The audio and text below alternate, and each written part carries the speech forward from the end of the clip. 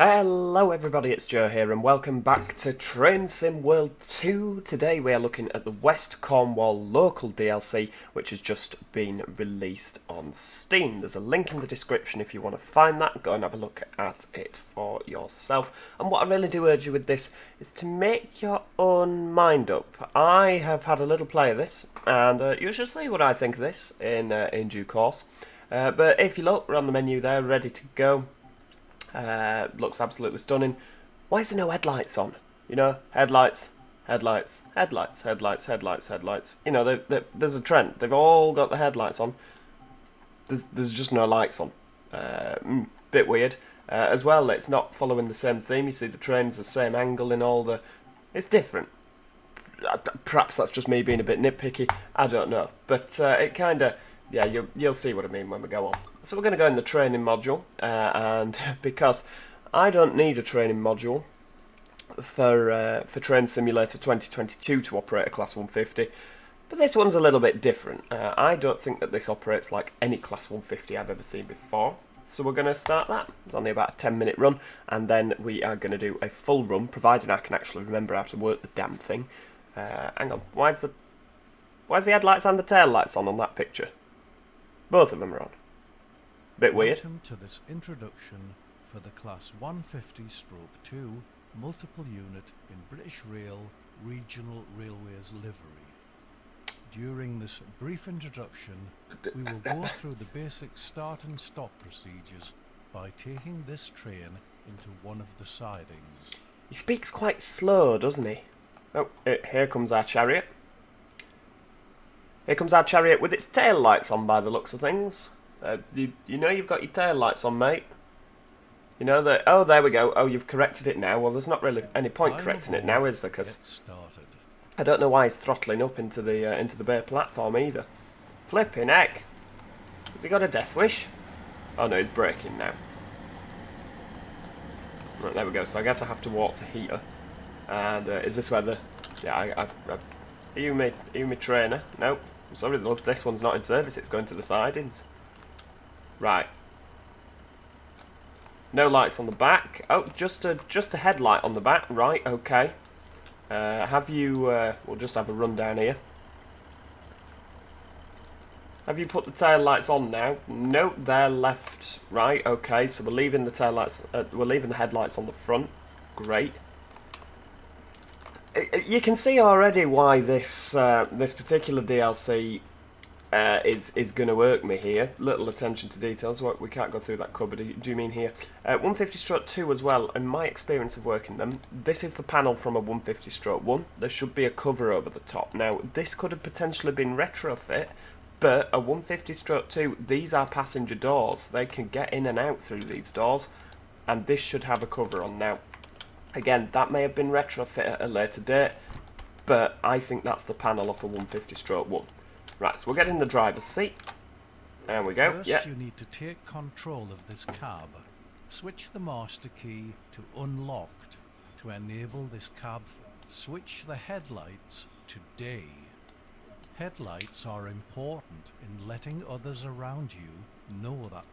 Move the reverser to the forward position. There we go. I can do that. On. Hang on, where's my AWS? Doesn't appear it'll let me do it in the tutorial. Fair dues. Move the throttle to notch 1. Which is not how you drive a Sprinter. Have we got, let's have a look. Are they, no, headlights are still on the back. Right, okay. Why have they not been changed? Little attentions to detail like this are what can make or break a game for me. I do, however, like that despite the fact the train says not in service on it, these passengers are queued up ready to get on. That is very lifelike. Right, so there we go. Notch 1. Train brake into the released position to release the brake.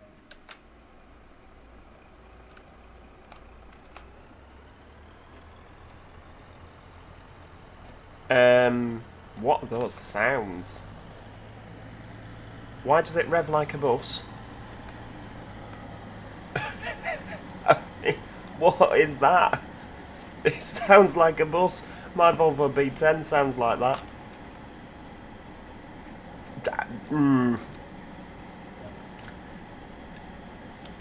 Set the throttle off to coast. He'll tell us how coasting is effective. Or maybe he won't.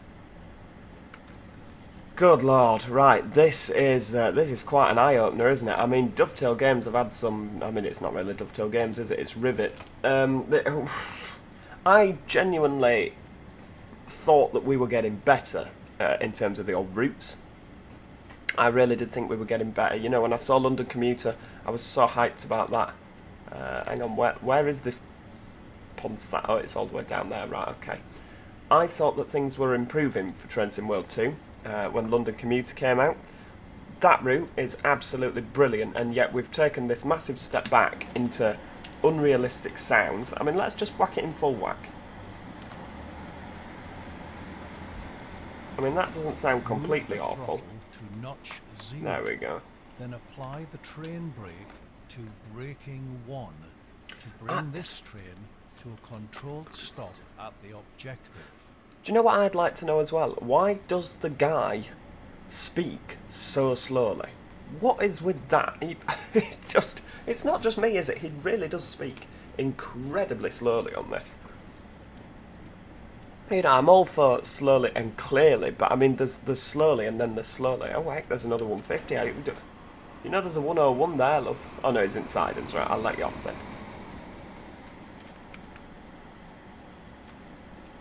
I mean, the route itself doesn't look too bad. I mean, they've actually got the sea pretty good. I know that a lot of routes, when you look at maps with like OMSI and you know, Train Sim even on the front, it can be very, very difficult to make the sea look good. And to be fair, they have. I mean, that's obviously a bit barren around there, but it's how far you want to go with it. The big Sainsbury's obviously isn't here because it's meant to be 1990. Is it 1993 or 1991? I mean, this is a bit painful, isn't it? Just plodding down here.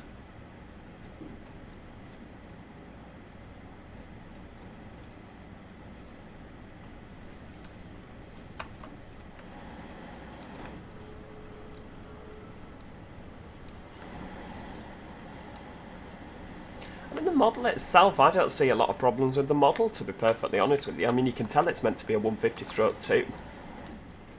Why have I got 1 yard? Is that because it wants me to brake?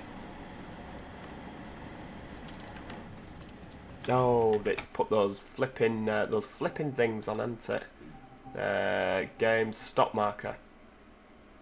Off. Don't want it. There we go.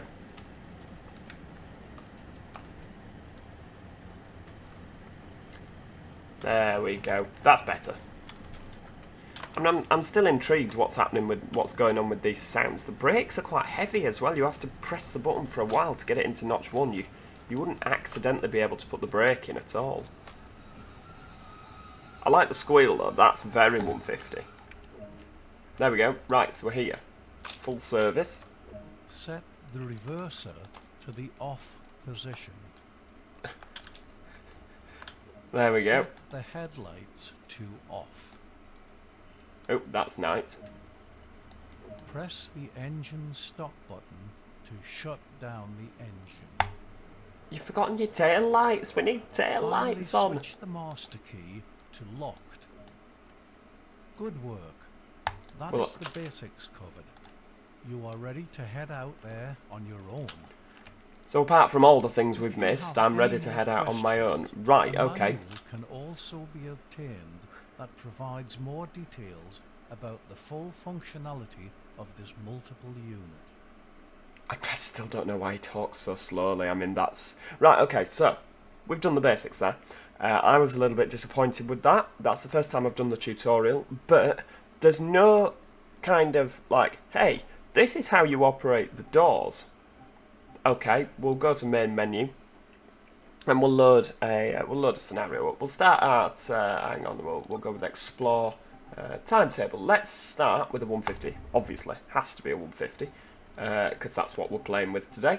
We're going to have a St Earths to St Ives. There we go. We're going to do the branch, the Cornish branch, because I really like that route. I mean, my other half's family are all from St Ives.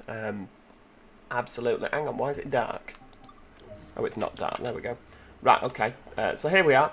We have got our headlights on that end. Have we got tail lights? Oh, we do actually have tail lights on that end. Right, okay. I'm relieved to hear that they've heard of them. So, How do we open the doors? Now, this is an interesting one because these units are not driver only operated. Okay, they're just not. Now, a guard would use these. They would turn the DKS on, which is not here.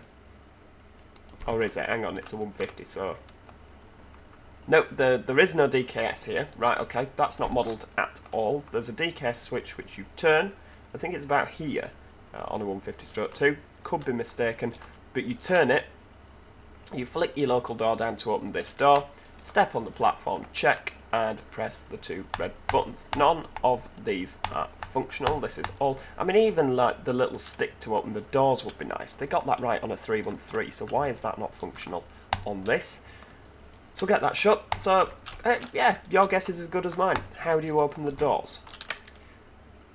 Well, turns out, you press the DOO buttons. I can't tell you how far from reality that is. You just... That's not what you do. The 150 they have absolutely butchered in terms of functionality. If you want a real life simulation, I would not buy this. I personally would head over to the Armstrong Powerhouse website and buy their 150/2 because it's far better. Yes, it's for an older game, but it's better. This is, words genuinely fail me with this unit, with things like that. That is things that they should get right. It's a lot of money. You're paying for that. In terms of St. Earth, I'm actually fairly impressed with St. Earth Station, you know. It looks fairly decent. There's loads of posters to put up, but you can't fly to put the posters up. I would have to walk over there myself. We're not going to do that. But it's a shame it's not in the correct era. It should be in the GWR era. The regional railways era seems a bit of a cop-out by Rivet. But, I mean, they had the HST already. Why is that not coming flying through with the 150/2 double set down the branch? This is all fairly decent. You know, the cars are of a generic 1991 era. You've not got like any brand new Porsche 911s here, which is, you know, it's good. It's good in that sense. Right, let's get going. Now, how the hell do we close the doors? Because obviously the guard would do it. Turns out, you press the door open button. The door release button, you press to close the doors. I don't know. And I say this, we play a lot of things on this channel. We do play a lot of things on this channel. I do not know whether they have just not got anybody's opinion on how these work. There we go. Why are we not moving? Because it helps, Joe, if you put it in forwards. There we go. Off we go. Yeah, I don't know how it's happened with the bloody hell. Accelerates fast for notch 3. Flipping heck. Look at that. This is only notch 3. Yeah, I don't know whether they've just not spoken to anyone that's actually been on board a 150/2, or if, you know, they're just not bothered. But things like that, door release, I mean, these buttons I don't even think are energised in the real things. The 150s have never worked in driver-only operated conditions. I know they were set up for them originally, but they've never worked in driver-only operated conditions. Originally, your door close buttons would be these up here, I believe. You know, got one either side, so the driver will walk over to the window, close the doors, and then walk back and set off, you know, but that's never happened. As you can see, these buttons are blanked over. If they were going to try to simulate this in DOO, they should have at least had those buttons as functional. But yeah, press the door release to close them again. Come on, guys. No, absolutely not. I can tell you for a fact that until this product gets better, I will not be driving this again. I mean, the actual route itself, like I say, I don't have a problem with this. But what's the use of a pretty route if the train you're driving is absolute garbage? And the modelling's alright, but no, not for me, sorry. I normally try and be fairly diplomatic with this, but I really think if you are a developer for Rivet and you're sitting back looking at this thinking, this is good, no, absolutely not. So the first stop is Lelant, which is not here. I think this is this Lelant Saltings? Let's have a look. So, yes, that's Lelant Saltings. So not all of them stop there. As you can see, we're not stopping here. I thought we were. That's because the stop marker looked like it was on the edge of the... it looked like it was on the end of the platform. And this is the Saltings. So you've got... now, let me think. Oh, Simon will watch this back and he'll absolutely throttle me that I can't remember. I mean, look at that. That is absolutely stunning, isn't it? Let's have a picture. You know I'm a sucker for a picture. I mean, what's that grinding sound? It sounds like heavy machinery. Well, like, I guess a 150-2 is classed as heavy machinery, but it sounds like an American kind of, you know, the idling sound. I don't really know what that's meant to be. Right, so pulling into Lelant now. Lelant, even.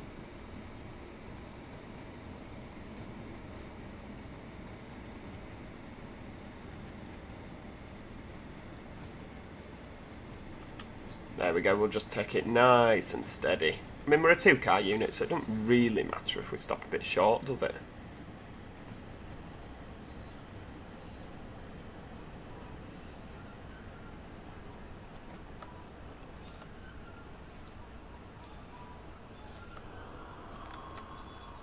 What are those noises in the background? Why did it sound like an HST then?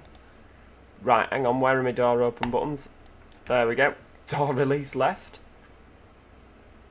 Great. I mean, we'll have another photo of it at Lelant Saltings. Nope, this is not Lelant Saltings. This is Lelant. There we go. There's an empty poster there, but I'm obviously meant to get out and do that, aren't I? Right, lock the doors.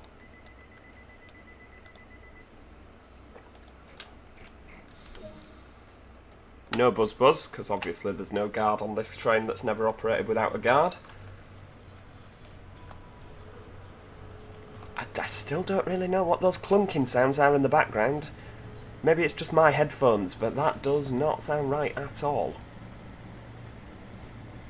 I mean, we're obviously late, because Muggins here couldn't find out how to operate the doors.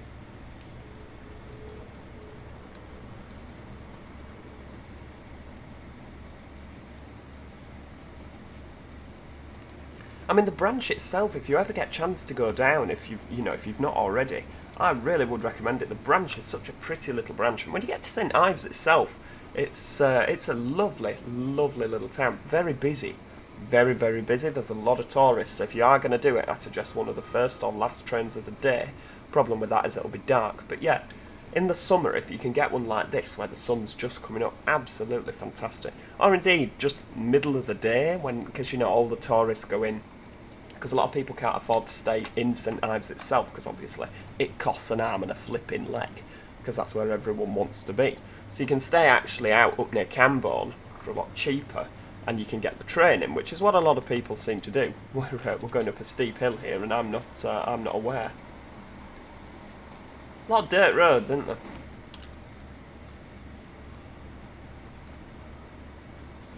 I've walked over this bridge. I've got a wonderful photograph of the train coming over and down. I mean, this is a very ploddy line, isn't it? You know, you're never going to have high-speed trains running up and down here because it's just a single-track branch line.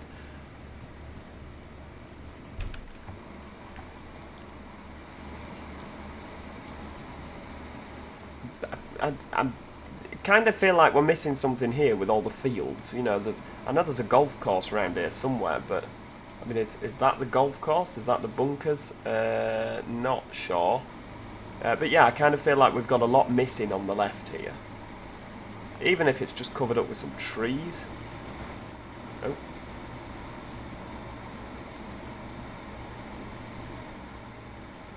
Of course, you've got the beach and the sea there. That sea looks absolutely lovely, doesn't it?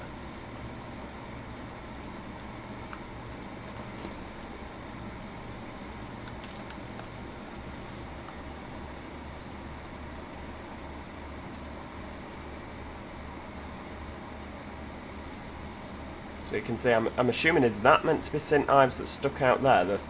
I mean, I'm hoping some buildings are going to load in as we get closer, because that is a stunning picture. That really is a stunning picture. I mean, it's not there, is it? It looks quite jagged and quite angular, actually. Oh, hang on, Carbis Bay. We'll be coming into Carbis Bay shortly, won't we? Yeah, that is a stunning picture normally. It's not in Trends in World 2, but again, I do... What is that noise? I appreciate that with that, there's only so much detail you can put in. Particularly, you know, a lot of seaside routes have always struggled with that. Because if you put too much in, you just won't have any frame rates. You know, 1 frame rate a minute is probably what you'll be looking at if you put all the detail in. You render distances, things like that. You've got to be realistic, but yeah, that picture, if you can get that from the offside of the train, absolutely stunning.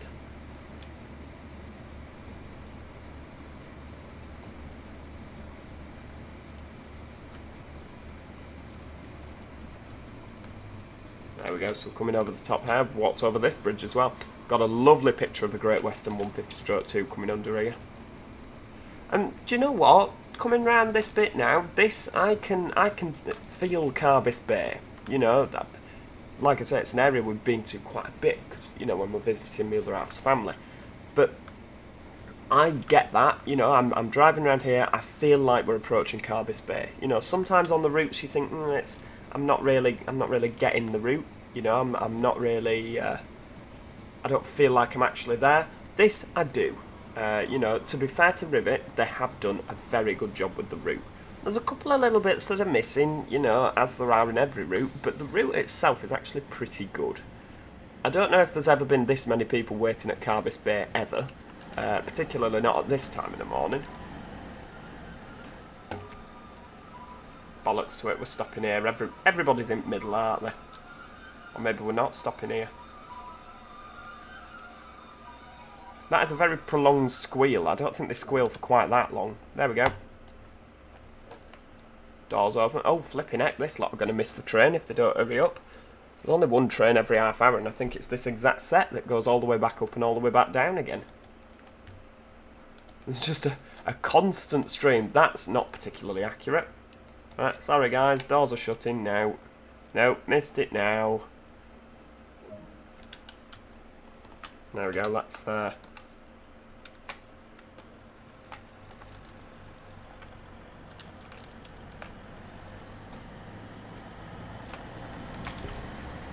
You see, no, 150 accelerates far too fast. The physics are not quite there with this one. Armstrong Powerhouse sounds, apparently. You wouldn't think so, would you? I don't know what they've done with the sounds, but whatever they've done, yeah, questionable. So yeah, leaving Carbis Bay, we now have a little wind down into St Ives. We get to come round over the absolutely stunning approach into St Ives. I'll see if I can get a nice, well, not a nice shot, because obviously we're a bit past a shot now. But yeah, get a nice kind of view for you all to see coming down into St Ives itself.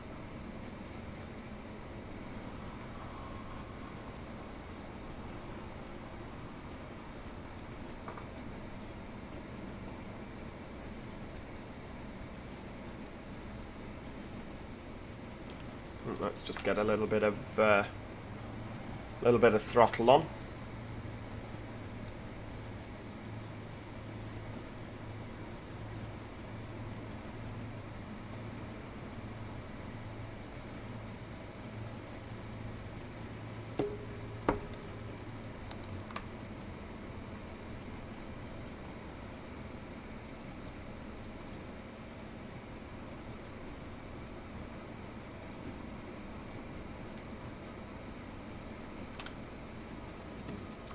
Go pop a little bit of braking because we don't want to go too fast, do we? Again, another bridge to get a good picture on. I don't know what that sound is. It sounds like some sort of American locomotive, doesn't it? Kind of idling, or a class 66 or a 67. There we go. I mean, this here. I mean, the houses in St Ives are a little bit questionable. This is a very iconic seafront here. I feel that they should have put a little bit more effort in to get that spot on, because I feel like we are missing a lot of buildings, you know, that it just seems like they put... I mean, hang on. Let's stop at the station before we make any rash decisions. Oh, hang on, it's 15 miles an hour here, Joe. Come on, get some brakes on. We're going to go sailing through. Flipping heck.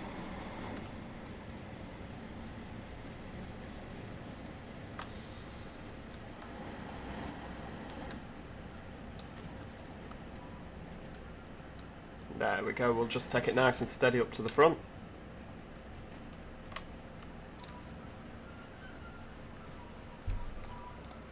Just bung it there, headlights off, tail lights on, marker lights off. There we go. Doors open. Let's see if we can fly round to... I mean, this is pretty good. The car park's realistic. But yeah, that is a very iconic view. You know, there's a lot of pictures. If you go to St Ives, you can buy tea towels, you can buy mugs with that on. And they've kind of got some council houses from Ravensthorpe near Dewsbury and just slapped them in. You know, that it's not really St Ives, is it? Yeah, okay. So yeah, that's where we're going to finish today. I am incredibly disappointed with this route. Like I say, would not spend the money on this. I would download the, what's it called? Cornish Main Lines? Or the lines of Devon and Cornwall. It's a free route which you can get if you've got the Western Main Lines, and I would buy Armstrong Powerhouse's 150/2. I think that's a much better add-on for Train Simulator 2022, and I would sack off this route for Train Sim World completely. Until there are some updates, I won't be playing this again, like I say. The train itself is incredibly disappointing. The route, like I say, is not completely awful. I just think it needs a bit of an update. But yeah, for the amount of money you're spending on this route, Joe's verdict is, wouldn't touch it with a barge pole. So yeah, I hope that has been enlightening. I apologise that it's been a borderline rant, but you know, I like to be diplomatic where I can, you know, tram sim, positives, negatives, and with this, positives, negatives, but yeah, absolutely wouldn't go near it, unfortunately. If you enjoyed this, click that like button. If you have enjoyed the trip on Train Sim World 2, as much as it always seems to wind us up, we will spend more time on Train Sim World 2. So make sure you click that subscribe button if you haven't already. And hopefully I shall see you next time. Cheerio and goodbye for now.